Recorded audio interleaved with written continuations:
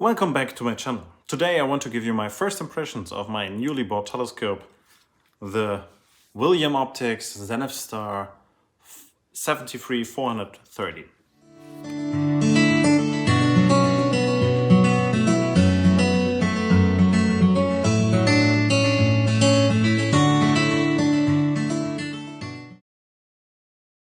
Before I bought my new mount, the Skywatcher EQ5, I was pretty sure what kind of telescope I want to have. And this was important because I needed to know how much weight I put onto the mount. When looking for a telescope, beginners often do the mistake to see the focal length as their primary property that the telescope should have. The focal length is, of course, the length of the telescope, and the longer the focal length, the more you will be able to magnify your object you want to see.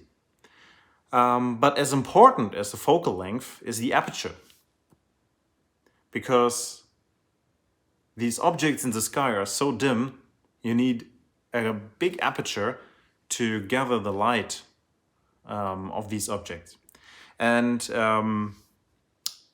the aperture and the focal length come together, and then you will see the focal ratio. So it's in my case it's 5.9, I think, for the Zenithstar, and this is important because it determines how fast your telescope is, how much light it can gather. Telescopes that, and so beginners often do these mistakes. They want to have a telescope and they're looking up for when they want to do some galaxy photos or of nebulae. They think, okay, if I want to do a photo of this, I need a really big focal length. Otherwise, I won't see this galaxy. And telescopes that combine both things together are either very expensive or they come with some problems. For example, Newtonian telescopes or refractor are mirror telescopes that combine an aperture, a big aperture, and usually also a good focal length for this aperture.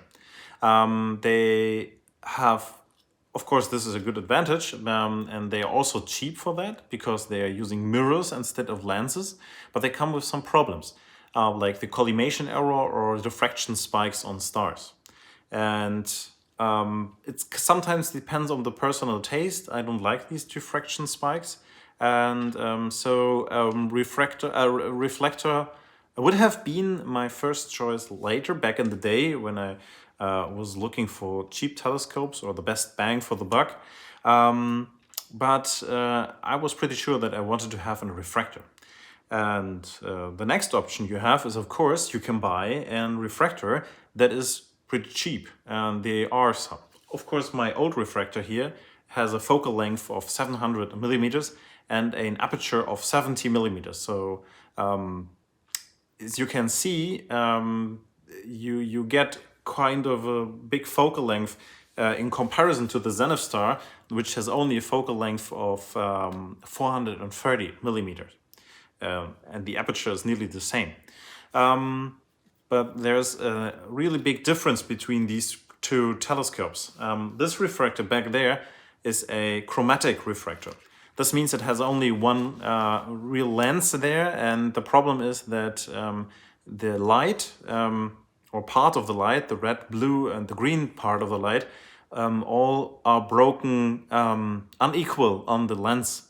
And this means that the light will gather on the focal point on different spots. They will have all different focal points. So in the image, it will look like the stars have some kind of halos or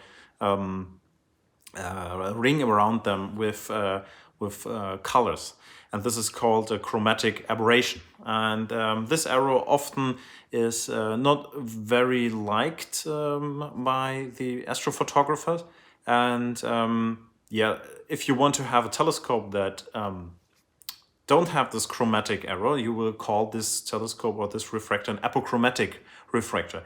The idea behind it is that they have multiple lenses inside that break the light so that they gather all on the one focal point.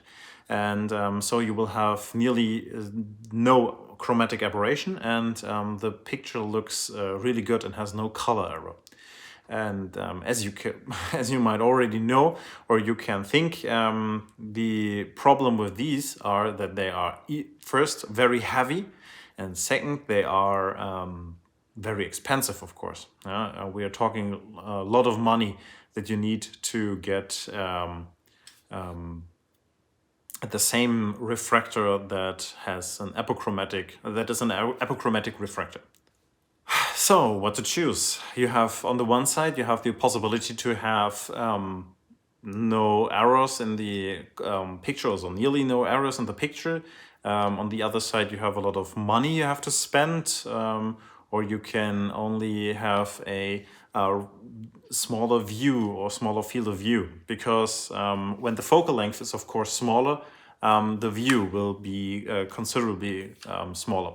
But there was an eye-opener for me that helped me choosing this scope. When you see some people in the internet who are doing astrophotography, I was amazed about these pictures, and I was also amazed on the telescope they use for these photos. They were mostly refractors, apochromatic refractors, and they have a lot of these people that are taking photos in the internet are using quite a small amount of focal length, something like this. And I was intrigued, and I saw that these people are taking pictures of the sky with a greater field of view. I went to Stellarium and I wanted to check out. You can check in at Stellarium your sensor size and the focal length of your telescope, and it will give you your field of view in the sky. And there is an abundance of objects, motifs you can have that you can photograph, that you can take pictures of. And you don't need a big focal length to get beautiful pictures. And to be honest, you don't even need a telescope for that. As you already know from my first video, I was first in Milky Way photography, and I'm using for these pictures a very small focal length, like 24 millimeters with my Volumex lens. And these are beautiful pictures. If you want to take a smaller field of view, you don't need a telescope like this. You could even use a 100 millimeter photo lens, or something smaller even. Of course, you can go further ahead if you have a big focal length photo lens. You could even use that one. It will all work, and there are a lot of videos from Astro Backyard, for example, that show how to use these photo lenses for great effect. And all this was an eye-opener for me, and I was pretty sure that I don't need a big focal length anymore, and that I could afford a telescope that has high quality, a really good image quality, or can deliver a really good image quality, but also is give me some options on what I want to, or what I could take pictures of. The Zenithstar 73-430, for me, it seems like it is the best combination of high quality, magnification or field of view, and best bang for the buck. And yes, now I want to show you my first impression. So maybe not that important for astrophotography, but I do like a good looking scope, and boy, is that a good looking scope. I really like the quality of everything here. The coating feels really nice, and it feels well manufactured. The metal rings, the Vixen plate down here, it all feels really, really good, and yeah, you have the feeling that this is a high quality product you have in your hands. I do like the color. I have the golden one. There's also a red one for the rings and also for the plate, of course, and the cover, the front cover. And but I do like the golden one, and I think this is it looks really great. I really like it. So it's not important, of course, for your astrophotography, but in my opinion, these I will have my telescope standing in my living room, and I don't know why, but every time I come into the room, I'm looking at the scope, and I'm impressed by it. And I think this is also, if it's not standing outside to gather some light from stars, this is I think a thing that should look good. And in my opinion, it really does. So if it's something for you, in my opinion, it's a great looking scope. So the front cover here has a nice thing in it. I will show you shortly. But first of all, I want to give you a quick look into the lens. It also looks really nice, and yeah, it's the FPL 53 synthetic fluoride doublet, and yeah, we have this dew shield up here. You can put it up and down, and you can lock it with this screw. You can even put it more down, like but the ring here will stop it from going down. And yes, I wanted to show you the cover, the front cover of the scope, and I think it's a really neat idea when you screw that up. And also this everything, the I don't know how to say it in English right now, but this here, it's really all just feels like high quality. Yeah, you put it back on, you screw it back on, it's really good. It feels really good. And into the front cover, you have a button-off mask. And this is something really neat that will help me a lot when focusing my scope. It will when you put this in the front of the telescope, and you are looking up into the sky at a star, it will have a distinctive shape, and you bring this shape into, you will create a certain shape. And I'm going to show you how this will look, but it will tremendously help you with focusing these stars. This is really, really great. I like this a lot. Because I don't have an autofocus yet, and I won't have it until some time, I think. This will really help me to get my stars nice and sharp. So, great idea. I really like it.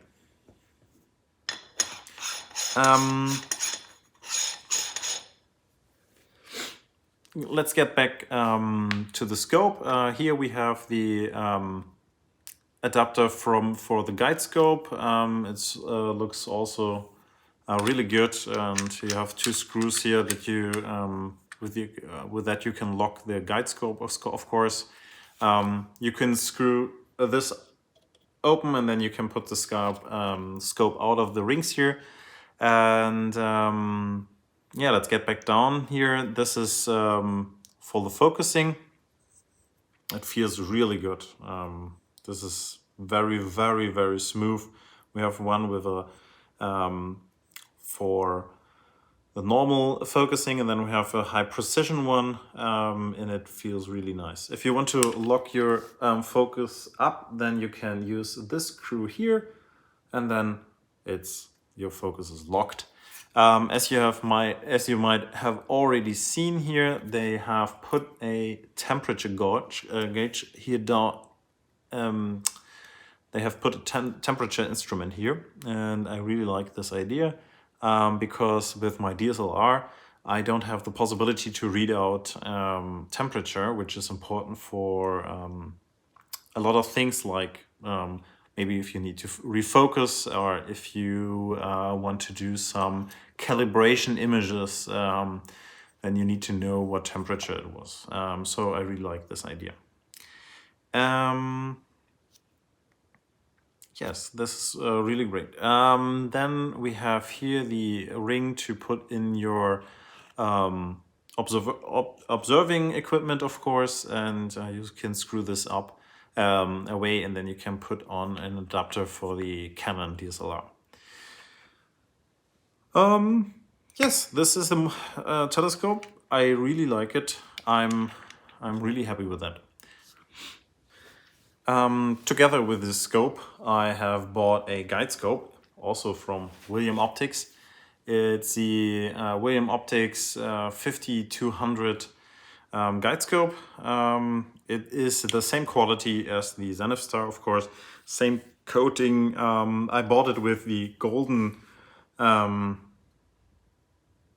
yes, the golden metal, but the problem was, and this is something you should know, that there are some options on how you can order these. There is one option where you have this plate connected already to the guide scope, which is pretty convenient because you can just put it onto the scope like this, and then you can, of course, with the screws, you can, of course, lock it into position. The option I have ordered didn't have this, and so I was missing these here. And these rings, or the guide scope holder here, is not delivered with the scope or the guide scope. You need to order it separately, so I had to order it again, but the problem was that they wouldn't have this in the right color, so I had to order it in red. Maybe someday I will change it to golden. We will see about it. You already can see that I have put my guide camera, which I have bought. I'm going to get into detail onto this guide camera a little bit later when I'm using the scope. But you will put it back here, and they have this roto lock system where you just have to screw this in, and then it will hold the guiding camera really nice and steady. Back here you have the possibility to focus your guiding camera, your guide scope, and then you can lock it with this ring here. Overall, it's really nice. Also, guide scope. No complainings from the quality, from the look and feel. It feels really great. I really like it. I have to see on how it will work when I can put it out, but the weather is not looking very promising. The winter is pretty harsh, and we have a lot of snow and clouds.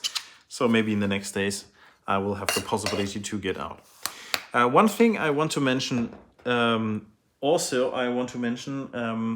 is this device here. This here is a so-called field flattener. The problem with these big aperture scopes is that if you have a camera that has a big sensor that can cover the whole field of view that is generated by the scope, you will get stars that look stretched on the outside, on the edges of your picture. This is because of the optical properties of this telescope, and this is something that all of these big focal ratio telescope. This is something that these focal ratio telescope in the range of 4 to 7 or something like this have in common.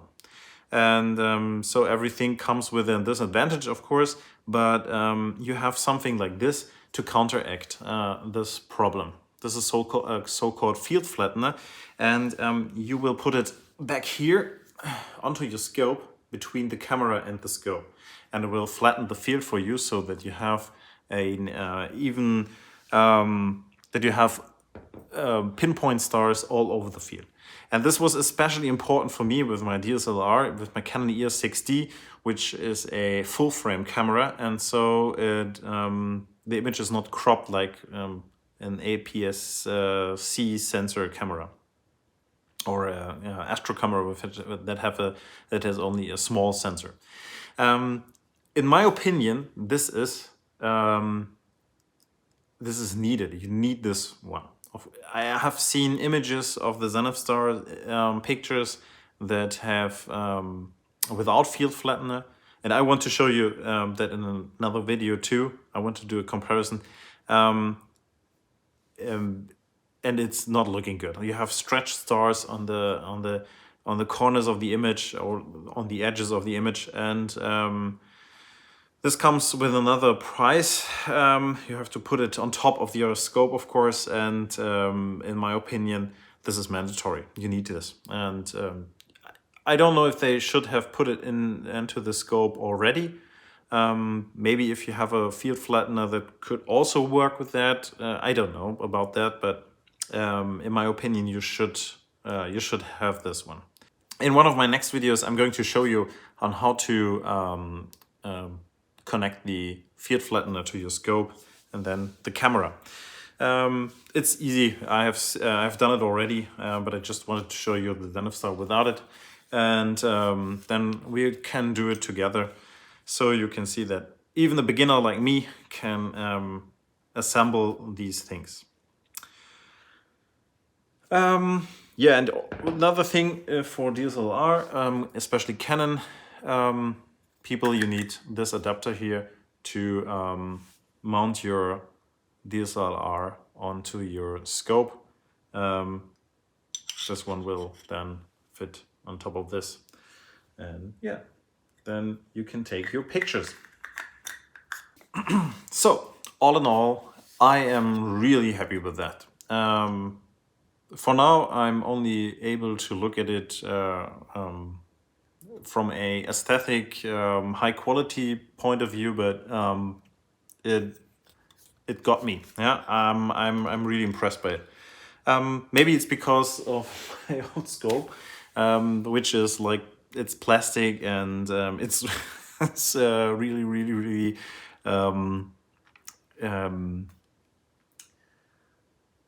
this one is so much heavier than that one.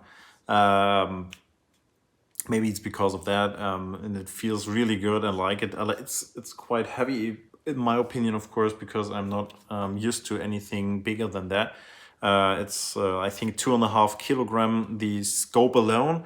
You need to put on the guiding scope and of course the field flattener, and I think together that will be about 3 kilograms or something like this.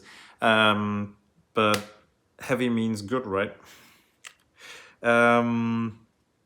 So I'm really eager and really excited to see what pictures I can take with this. Let's pray for some clear skies in the next day, so I can take you with me on my first expedition to the night sky with this scope and this guide scope, and yeah, I'm really excited. So if you like this impression of my newly bought telescope, please feel free to push the thumbs up button, and if you're as excited as I am to see what I can achieve with this scope, press the subscribe button to get notifications on then my next video, which will come out soon, I'm sure.